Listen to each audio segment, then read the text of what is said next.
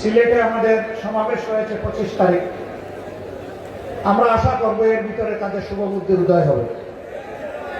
তারা ঘোষণা দিবেন যে হ্যাঁ আমরা গণভোট মেনে নিলাম। যদি মেনে না নেন তাহলে ঢাকার মহাসমাবেশের জন্য আপনারা প্রস্তুত থাকুন। হাতে চিড়ামুড়ি নিয়ে আপনারা রওনা করতে পারবেন তো ইনশাআল্লাহ?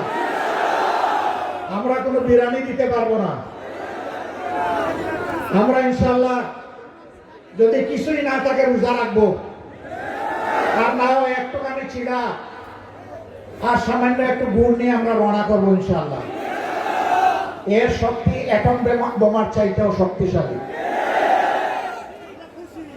আপনারা রাজি, তৈরি, প্রস্তুত?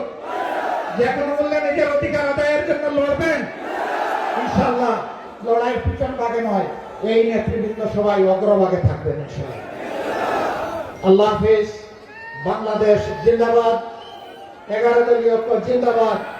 ফ্যাসিবাদ নিপাত যাক। আসসালামু আলাইকুম ওয়া রাহমাতুল্লাহ।